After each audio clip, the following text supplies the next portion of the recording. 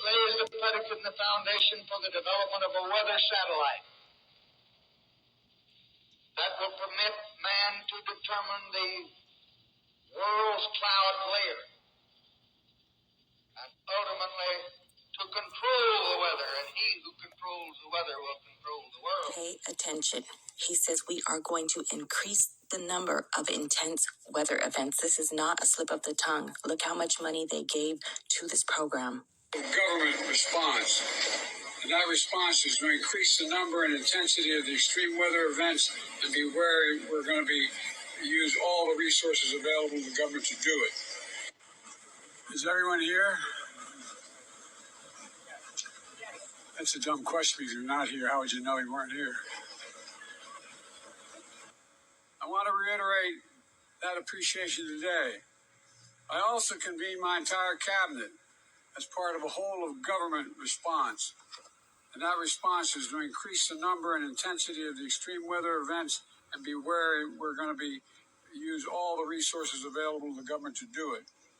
And that response is to increase the number and intensity of the extreme weather events and be wary we're going to use all the resources available to the government to do it.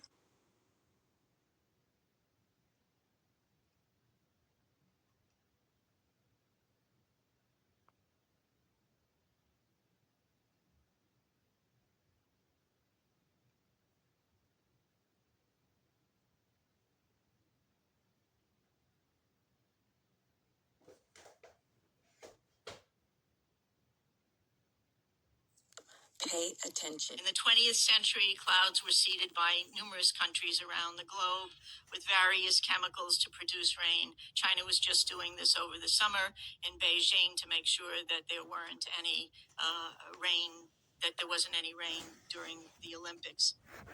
But all this has changed dramatically with the U.S. military's secretive research and plans to control the planet's natural weather. This has not been given very much press, and we have to remember that we have a corporate-owned press where 85% of radio, television, and print media is owned by 5 corporations.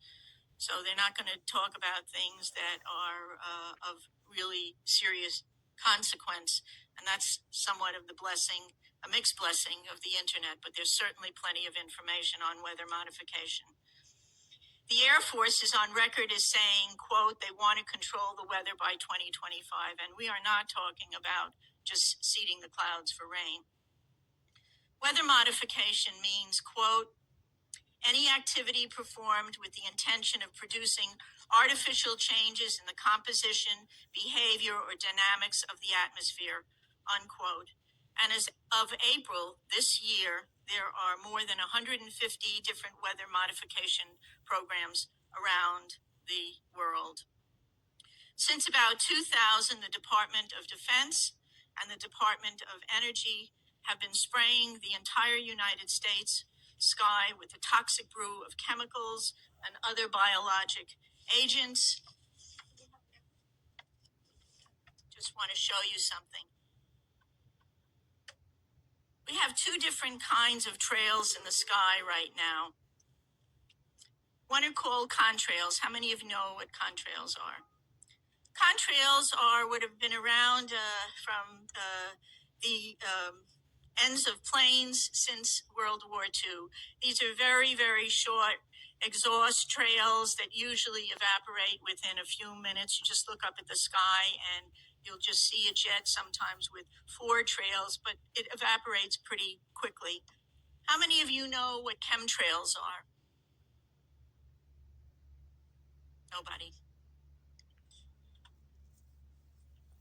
The military and some commercial planes are spraying us with what are called chemtrails. I want you to look at and oftentimes before there's a weather front, there are heavy assaults from these planes just before a weather front is changed and comes in. Military and some commercial jets have been fitted with huge barrels of at least 49 different kinds of documented chemical poisons Among other documented ingredients in this toxic man-made clouds are pathogenic molds, fungi, weaponized viruses, and made in some places like the secret site at Fort Detrick, Maryland, which is supposed to be a cancer site. But there are a number of scholars and professors tracking this that have big questions about this. Barium and nanoalumin particles. What do these do to the human body? Barium is an alkaline earth mineral. It was discovered in 1774. At low doses, it can act as a muscle stimulant. At high doses, it detrimentally affects the heart and the nervous system. Barium is toxic to all mammals, and that means not just humans.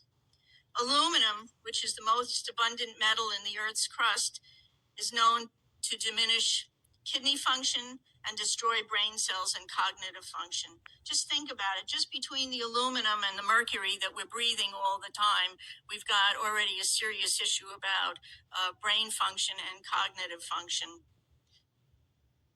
There is also documented evidence that the aluminum in chemtrails is released as nanoparticles, and that when they reach the Earth environment for wildlife, in lakes and streams, it's causing serious problems with wildlife there.